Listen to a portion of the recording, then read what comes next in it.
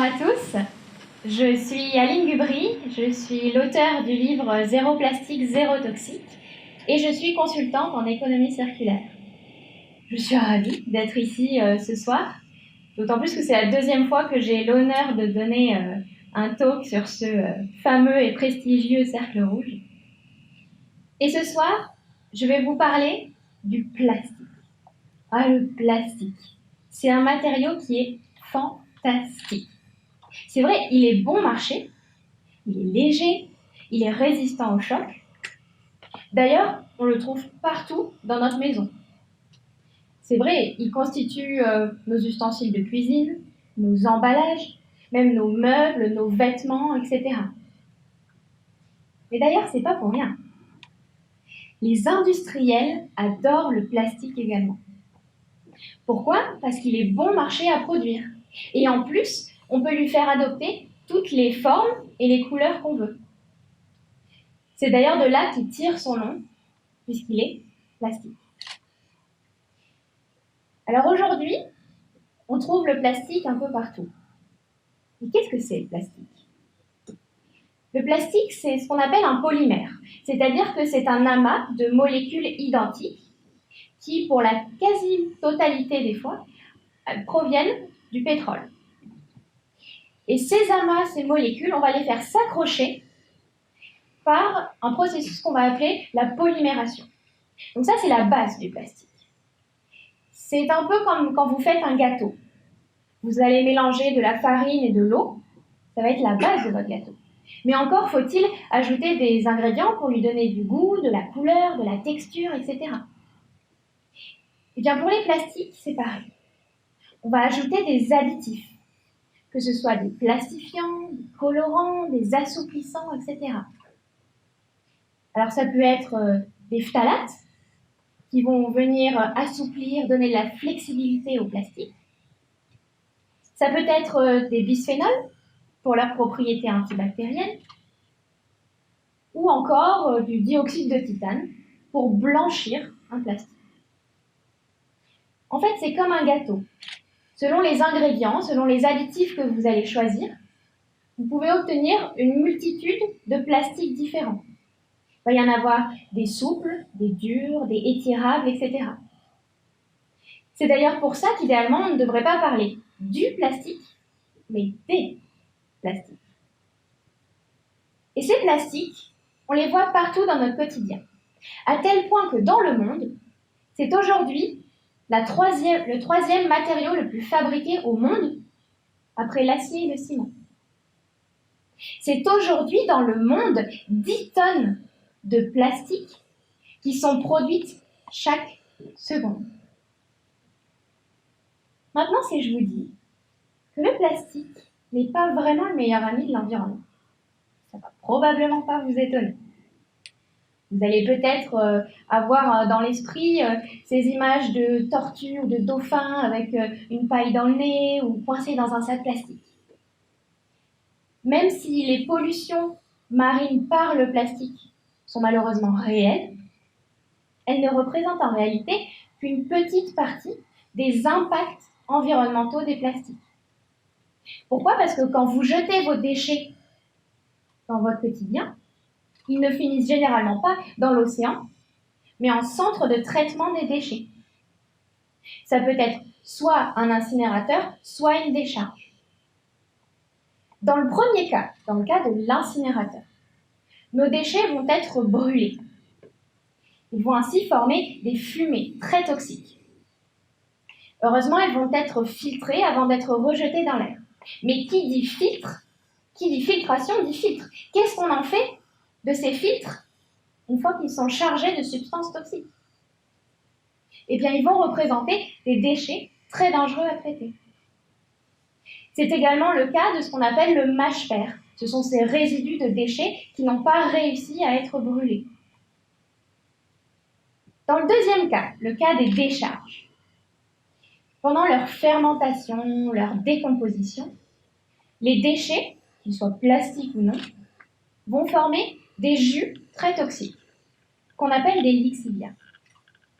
Or, il arrive bien souvent que la bâche de protection des décharges Au fur et à mesure des années, s'abîment et il peut arriver qu'elles se rompent.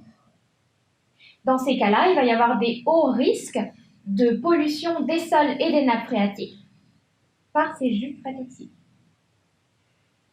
Ça, ce sont les impacts environnementaux des plastiques en tant que déchets. Mais c'est donc sans parler des autres impacts environnementaux des déchets, des plastiques. Par exemple, pendant la fabrication du plastique.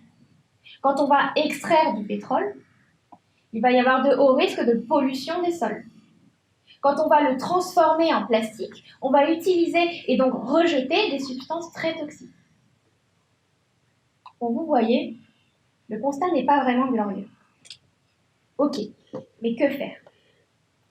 Certains d'entre vous vont peut-être me dire c'est la responsabilité des dirigeants politiques. C'est à eux de faire des lois pour interdire ce genre de substances et de pratiques. D'autres vont peut-être me dire c'est aux fabricants d'arrêter de polluer et d'utiliser ce type de substances.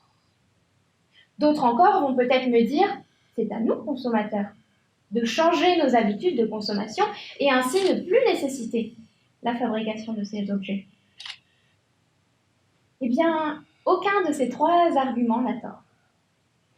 Effectivement, l'engagement de chacun de ces trois types d'acteurs, c'est-à-dire la sphère politique, les fabricants et les consommateurs, est nécessaire, mais à lui seul insuffisant. C'est donc bien l'engagement simultané de ces trois types d'acteurs qui peut réellement déclencher une vraie transition. C'est le constat que j'ai fait il y a 5 ans. Il y a 5 ans, j'ai lu un article sur les impacts environnementaux des déchets, particulièrement des plastiques. Il y a 5 ans, j'ai ainsi réalisé les impacts environnementaux que je générais directement par mes choix du quotidien. J'ai ainsi réalisé que les actions environnementales qui étaient dans mes cordes de consommateur ne se résumaient pas simplement à signer quelques pétitions et faire un don pour une association. Je pouvais faire en réalité bien plus que cela. Je pouvais réduire les impacts environnementaux que moi je générais directement par mes gestes du quotidien et je pouvais, en plus de ça, encourager ou non certaines pratiques des fabricants ou la fabrication de certains produits. J'ai donc décidé de me jeter à l'eau. J'ai commencé à changer ce que je consommais et où je consommais. Mais j'avais toujours un maître mot, la simplicité. J'avais décidé de choisir uniquement des recettes, des actions, des astuces très simples, faciles et rapides. Pourquoi? Parce que je voulais que cette démarche environnementale ne me prenne ni du temps, ni plus d'argent, et ne soit pas une source ni de frustration, ni de sacrifice. J'ai donc commencé à réduire les emballages alimentaires que j'achetais. Pour ça, j'ai commencé à acheter en vrac, au marché, chez les petits commerçants. J'ai commencé à utiliser moins de produits à usage unique, comme les cotons démaquillants, les rasoirs, les emballages, les essuie-tout, etc. Et je les ai remplacés par des alternatives réutilisables, c'est-à-dire lavables.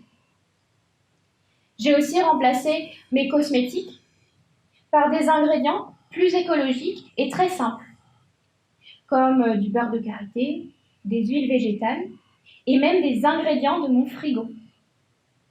J'ai remplacé mes produits ménagers par du vinaigre blanc, ou encore j'ai arrêté d'acheter des ustensiles de cuisine en plastique et j'ai préféré des matériaux plus sains et plus écologiques, comme le verre, le carton, l'inox ou le bois.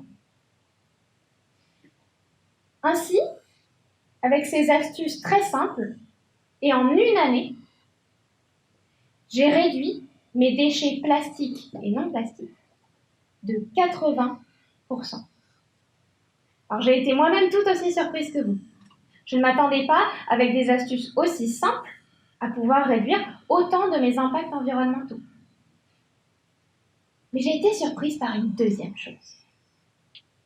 Moi qui pensais qu'un quotidien écologique coûtaient plus cher, n'étaient réservés qu'à certains budgets.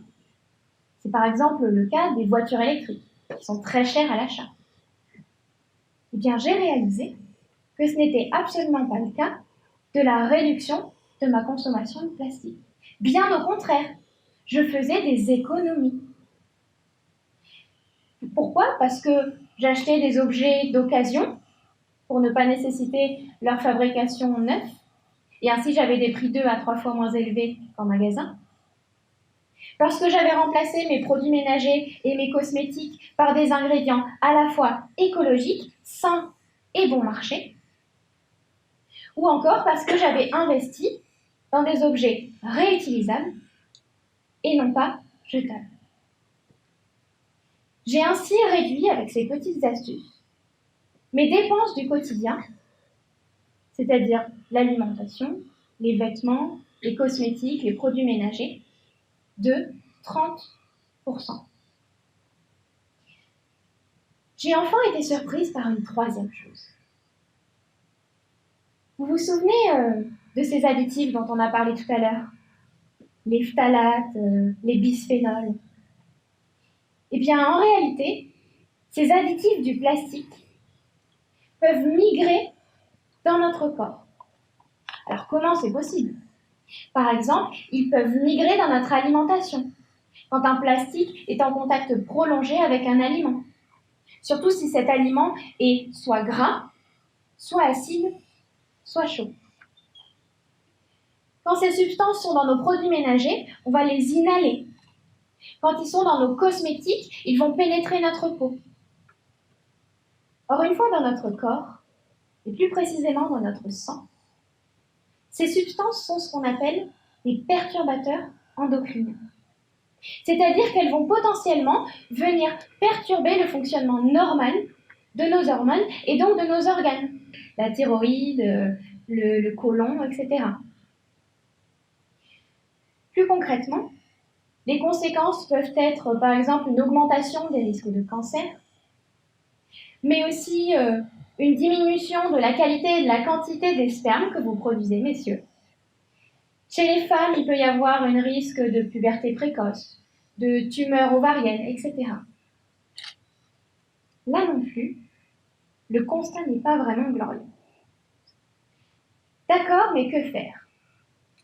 Eh bien, ces astuces très simples, qui me permettaient de réduire mes impacts environnementaux, me permettaient en réalité également de réduire mes expositions à ces additifs du plastique et donc à leurs risques. Pourquoi? Parce que j'utilisais des produits ménagers et des cosmétiques plus sains et parce que je mettais moins en contact mon alimentation avec des plastiques. Cette démarche, qui était donc initialement environnementale, s'avérait également facile, économique et très avantageuse pour ma propre santé. Et vous? Si vous choisissiez 2, 3, 4, 5 petites astuces simples et économiques pour réduire petit à petit votre consommation de plastique au quotidien. Et si vous choisissiez des astuces qui vous font envie, qui piquent votre curiosité, vous pouvez par exemple décider d'acheter plus d'objets d'occasion pour ne pas nécessiter la fabrication de nouveaux objets neufs. Vous pouvez décider d'acheter de plus en plus vos aliments secs en vrac. Vous pouvez remplacer vos produits ménagers par du vinaigre blanc ou vos cosmétiques par des ingrédients sains, par exemple remplacer votre stick à lèvres par du beurre de karité. Vous pouvez encore réduire votre utilisation d'objets à usage unique et préférer leurs alternatives réutilisables. Bref, prenez des astuces qui vous plaisent, des astuces qui vous correspondent et correspondent à votre quotidien et à vos habitudes. Mais surtout, n'oubliez pas une chose. L'objectif n'est pas nécessairement de tout faire, mais de faire votre part, à votre rythme et à votre manière. Merci.